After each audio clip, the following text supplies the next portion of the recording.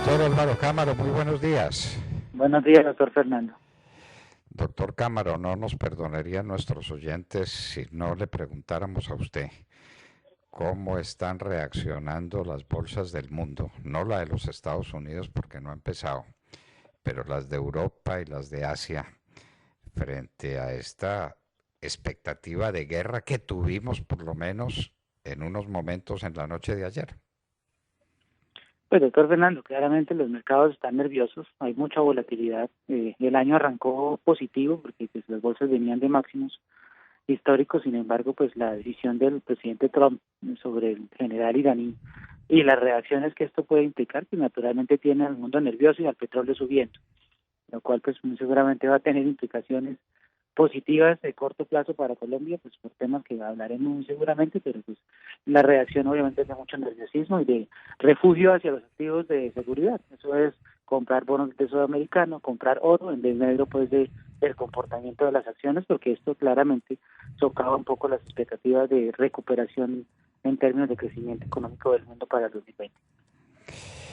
Bueno, doctor Cámara, terminó el año y no sé si haya ya cifras oficiales del DANE, pero hay algunas que se pueden extrapolar para los últimos días para saber la situación que más nos preocupa, que es el frente externo. ¿En qué terminamos con déficit en cuenta corriente, con déficit en balanzas comerciales, balanzas de pagos? Pues bueno, en materia de balanza comercial tenemos cifras de exportaciones a noviembre, que sencillamente muestran que la tendencia de descenso se acentúa con frente a lo que traía el país antes de cerrar el año, que eran los números a octubre. Mientras en octubre logramos unas exportaciones mensuales de 3.300 millones, un poco más. En noviembre cerramos con 2.800, con una caída del 14% comparativo con el año anterior. Esto quiere decir, doctor Fernando, que Colombia difícilmente o con mucho esfuerzo llegará a vender 39.000 millones de dólares en todo el año 2019, lo cual va a implicar muy seguramente que el déficit de balanza comercial va a ser del orden de los 10.600 millones de dólares, una cifra que ya tal vez habíamos comentado en su momento, y que se compara con un número del orden de los 7.000 millones de dólares de déficit que habíamos tenido en el año 2018 y que naturalmente muestra que año tras año nos seguimos deteriorando, porque en el 2017 el déficit de balanza comercial había estado alrededor de los 6.000 millones de dólares. Esto lo que lleva, doctor Fernando, es que el déficit de cuenta corriente y por ende los desequilibrios externos del país pues van a llegar hasta cerca de 16.500 millones de dólares en mis cuentas, que eso es un número alrededor del 4.5% pues, del Producto Interno Bruto, que también se compara contra una cifra de 12.000 millones largos que vimos en el 2018 y solamente el 3.8% del PIB.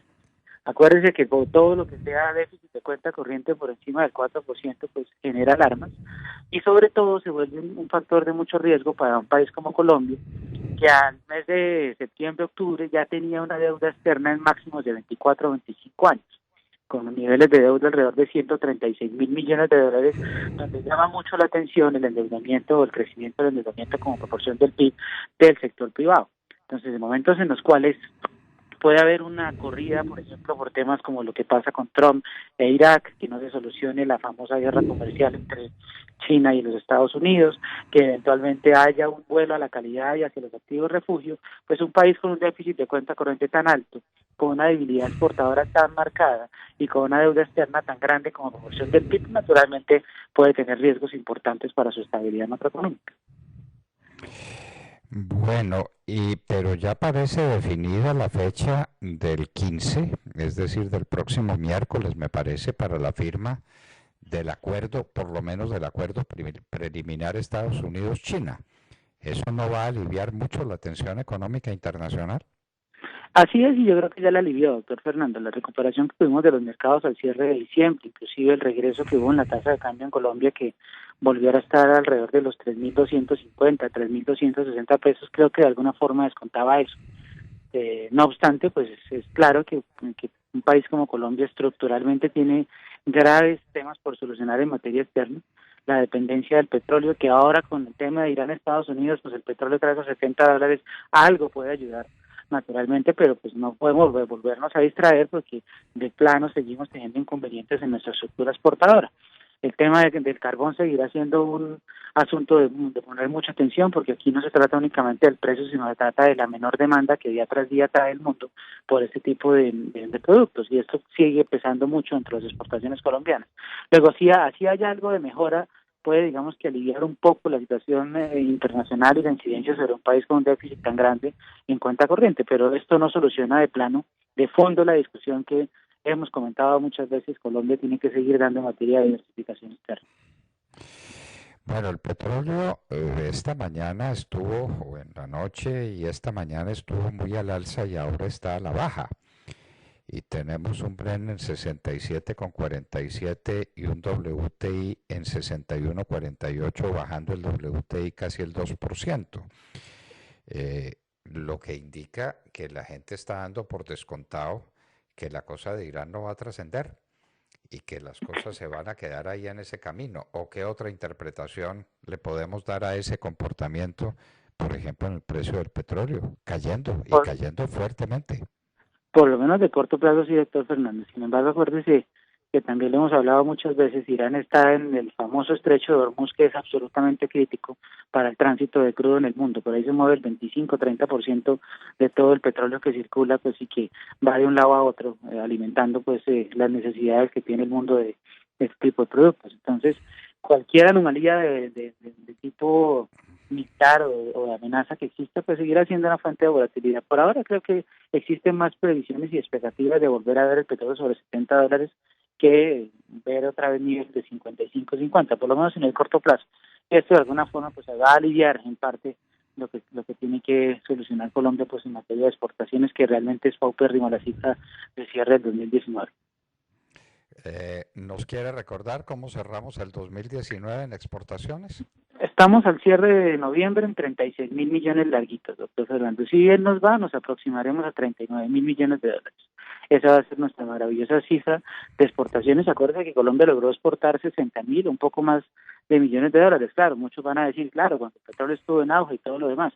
Sí, pero pues hay momentos en los cuales los países gozan de esa suerte divina de tener ciertos productos, pero hay que aprovecharlo para generar estructuras y ofertas exportadoras importantes. Y lo que vemos es que una década después, un poco más de años, seguimos en las mismas. Entonces, con esas exportaciones, su previsión final sobre el déficit en cuenta corriente, ¿cuál es? ¿Nos lo repite? 16, más o menos 16.500 millones de dólares en cuenta corriente contra 12.000 del año pasado larguitos, y en déficit de balanza comercial 10.600 contra 7.000 del año pasado. Eso es casi un 54% más de déficit de balanza comercial, que es bien, bien preocupante. Bien preocupante, y un déficit en cuenta corriente a unos niveles que ya son muy, que le hacen pensar mucho, por ejemplo, las calificadoras de riesgo, ¿no? Sí, aunque lo curioso es que todos los comentarios de las calificadoras que se han mostrado muy amenazantes sobre este asunto, pues fueron positivos al cierre del año. Tal vez porque en los contrastes típicos del 2019 en un país como Colombia, pues las cifras macroeconómicas absolutas pues muestran un país macroeconómicamente sólido con esos riesgos externos. Finalmente lo vamos a lograr crecer un 3.2%, que eso es muy superior al 0.1% de crecimiento de toda Latinoamérica. Es un número destacable inclusive a nivel de crecimiento mundial. Tenemos una inflación controlada que terminó en 3.8% entre los rangos del Banco Central, muy cerca al límite máximo de la banda fijada entre 2 y 4%, pero de alguna forma con tranquilidad. Tenemos un crecimiento de ventas en el comercio cercano al 7.4%, última cifra que se conoce, con cierta solidez. Un crecimiento en el turismo interesante que lleva a que la ocupación hotelera haya registrado los números más altos tal vez en 15 años, que algo de tranquilidad da.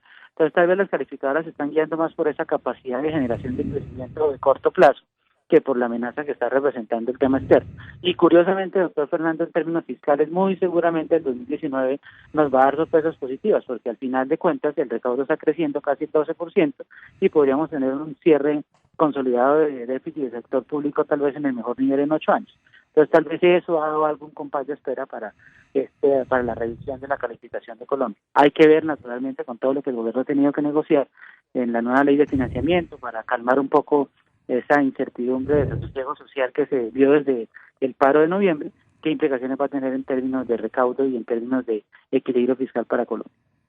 Bueno, y vamos a ver también qué impacto tiene el aumento del 6% en el salario mínimo, que tiene un significado serio cuando tenemos unas tasas de desempleo muy preocupantes, doctor Cámara.